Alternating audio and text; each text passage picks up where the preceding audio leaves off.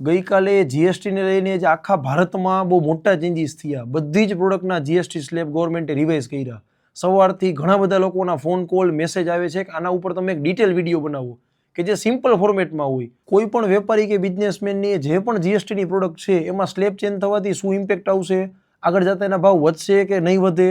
સૌથી મોટો પ્રશ્ન અત્યારે જે આપણને છે કે આપણી પાસે જે ઇન્વેન્ટરી છે એ અત્યારે વેચી દેવામાં ફાયદો કે ઇન્વેન્ટરી આપણે રાખી તો ફાયદો થશે કે નવી પરચેસ કરી લઈ.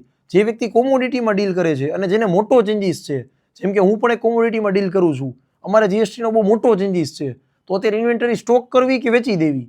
તો આ મુદ્દો એવો છે કે જે ટૂંકા ટાઈમમાં ખ્યાલ ના આવે, કારણ કે અત્યારે ગવર્મેન્ટે માત્ર પ્રોડક્ટનો જીએસટી સ્લેબ ડિક્લેર કર્યો છે. એ પ્રોડક્ટ ઉપરનો ડિટેલ જીઆર 3-4 દિવસમાં એટલે કે લગભગ સોમ મંગળવાર સુધીમાં આવી જશે. તો એ ડિટેલ જીઆર અભ્યાસ કર્યા પછી ખબર પડે કે એના ઉપર જીએસટીની ઇનપુટ ક્રેડિટનું કઈ રીતે કરશું, ક્રેડિટ નહીં મળે તો શું, આગળની ક્રેડિટ જે જમા કરેલી છે એ ક્રેડિટનો કઈ રીતે આપણે રનિંગ બિઝનેસમાં ઉપયોગ કરી શકીએ. આ બધી વસ્તુ કોમ્પ્લિકેટેડ છે. કોઈ મોટા કન્સલ્ટન્ટને અમે તમારા વતી હાયર કરશી અને આખો સિમ્પલ ભાષામાં સમજાય એવો વિડીયો બનાવશી. પરંતુ પ્રોડક્ટ એટલી બધી છે કે આ વિડીયો લગભગ 1 કલાક કરતાં મોટી લેન્થનો બને.